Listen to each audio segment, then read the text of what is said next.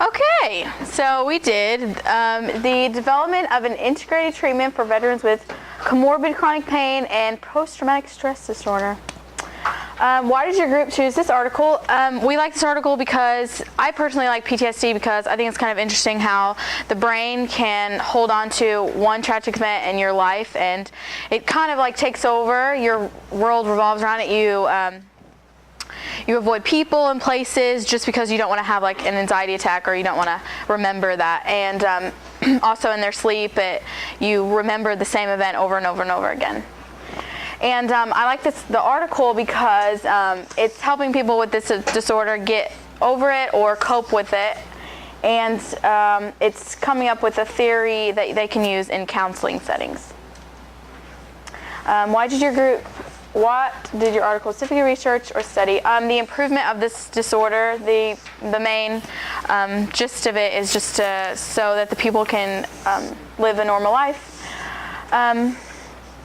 It creates a therapy that can be used in a counseling setting, not just in a research facility. And it combines two different theories to help the soldiers with pain and PTSD. And they are CPT for pain management, which is cognitive behavioral therapy, and cognitive processing theory, CPT, for the PTSD. Right, and here's Jerrell.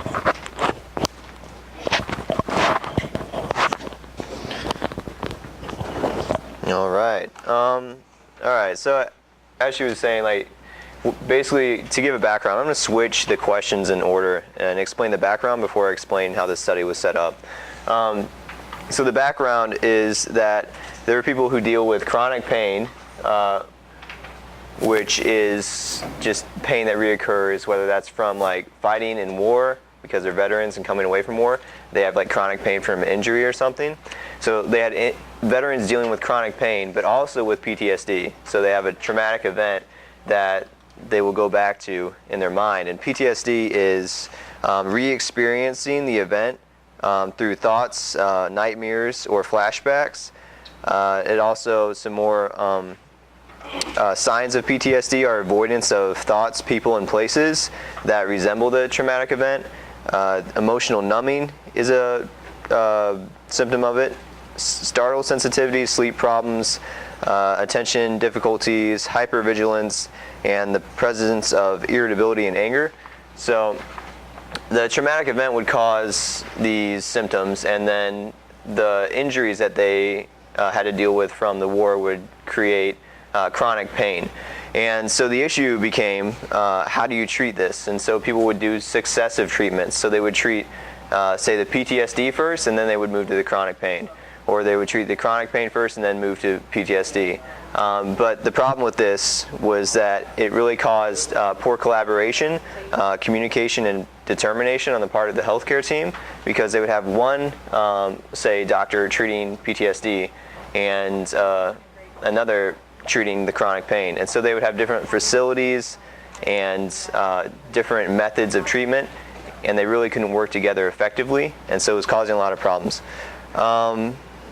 So they decided to try simultaneous treatments, but they would be by different healthcare professionals. So maybe it would be in the same facility, and they would have doctors treating chronic pain or PTSD in the same facility. So they thought that would create a solution, but there were still issues with like the doctors' different viewpoints, and this resulted in disagreement and frustrated healthcare professionals and disgruntled patients. So the research suggested that sequential and parallel treatments strategies regularly came up short. So they needed a new approach. And this is when they decided that in this study, the goal of this study was to like set up a research project that would prove if cognitive therapy and PTSD treatments worked better when they were continual and together and congruent.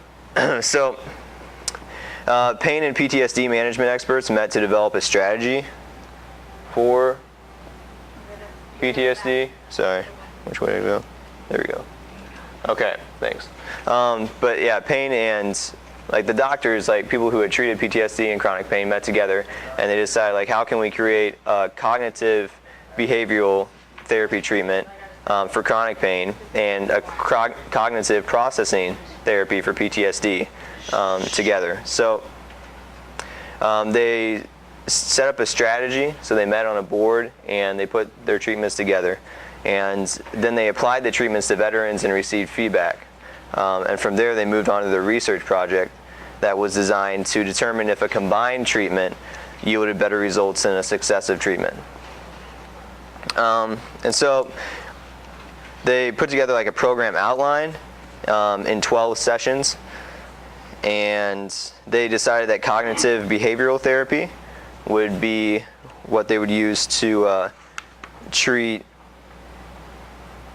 PTSD, and cognitive behavioral therapy would be what they use to treat chronic pain, and then cognitive restructuring and cognitive processing therapy would be what they use to treat PTSD. And basically what these are, their treatment strategies, is cognitive behavioral therapy is a skills-based treatment approach that focuses on teaching patients ways to identify and change maladaptive thoughts, feelings, and behavior, and to replace them with a more balanced and adaptive lifestyle. So trying to encourage them to not focus on their pain so much and get integrated back into activities and society without the fear of being in that. And then cognitive restructuring and cognitive processing therapy was what they used to treat PTSD. And what they did was they challenged the false beliefs around the themes of safety, trust, power, and control, esteem, and intimacy.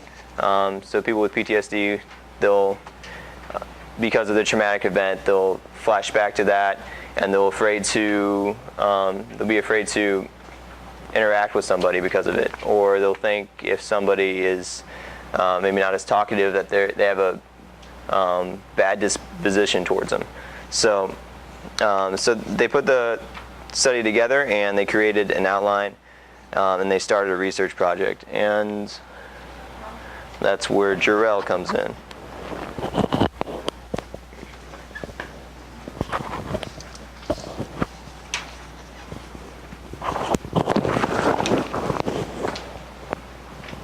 Is this for the camera?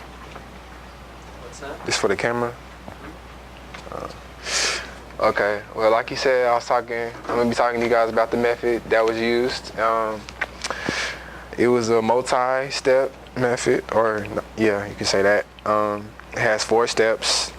The first steps is basically just a meeting with like all the other investigators, basically just like sitting in the dark room with one light and like a big like pen board and putting pens on it. And then the second, they basically just making decisions off of like how they're gonna do the treatment and how everything's gonna work. And the third is testing everything out. And the fourth is just designing a control or a control trial that they can compare it against.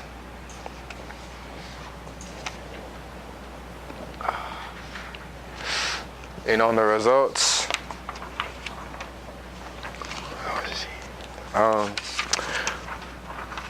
what had happened was they originally started out with 6 people. They started out with 6 people, and 3 of them they dropped out because of family problems and family health. So they had one dude that was 59 years old. He suffered with chronic pain and PTSD. And I guess he flew a helicopter in Vietnam, and then they had another guy who was like 51. Or no, it was a woman actually. She had the same thing, and she also was dealing with sexual trauma. Is that? Military sexual trauma. And she was reported to have a muscular pain located in her back and her shoulders. The third person was he was 58 and he was a veteran too. And really, honestly, I couldn't find like the end results. But what I did look up was like the different type of tests and stuff. Like like all the interviews and like the PTSD test or whatever. Like it's like a 30 item interview. And basically, like, if you score over 50, then, like, they're going to diagnose you with that. And then the PCL is basically, forgot. It's like a PTSD checklist, basically.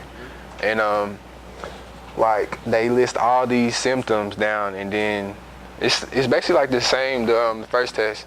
If you score higher than 50, then they're going to diagnose you with it. Well, that's all I really got for you guys today. I'm going to pass it on to my friend, Roberto.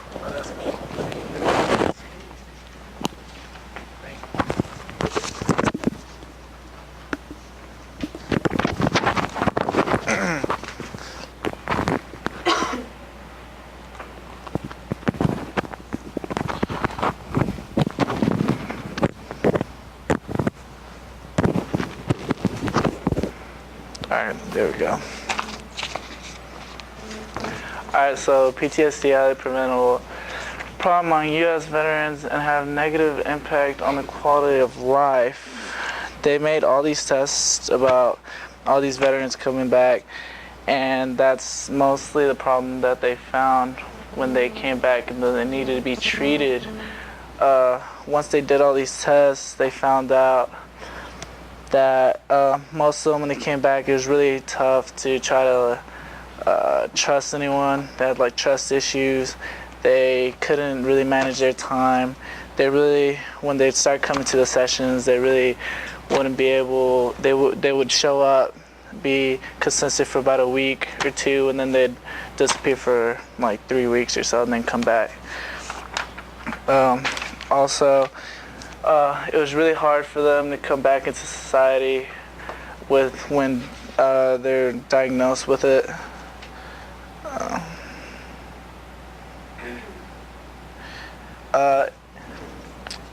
They also, all the treatments, the treatment program, integrated treatments were shown to show better conclusions than the evidence-based treatments that they were having.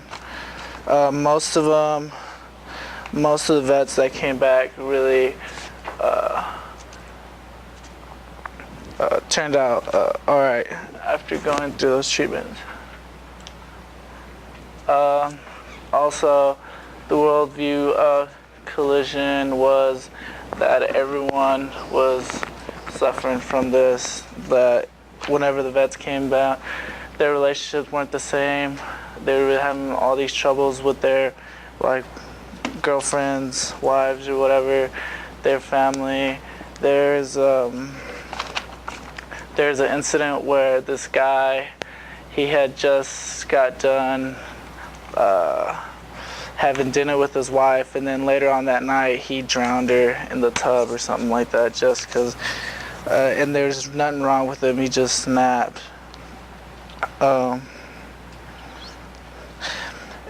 Every 90 minutes, a veteran tries to kill himself, and at least one of those is successful. And that's not even like the leading cause of the problem. The leading cause is this: they end up hurting their family or hurting somebody around them when they're least expected. Usually they give them pills, and a lot of them really respond to that. If not, they go do the integrated treatments or the base treatment for them to actually be able to be in society and try to function well. A lot of the times they blame it on alcohol and drugs and girl problems to when these situations happen, but really all the tests point back to the PTSD. But the good news is most of them do perform well after getting plugged into society after these treatments. That's it. That's it. Any questions? We have. Go ahead to Sarah. We have to Sarah a question. Yeah, you can. Why don't you do that first and then ask the questions from the audience? Okay, so my question is, why go? Why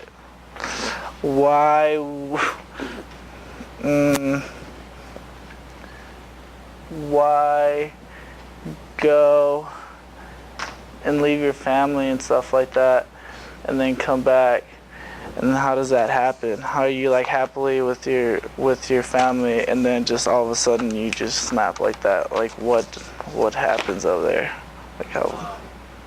Why is it? Yeah.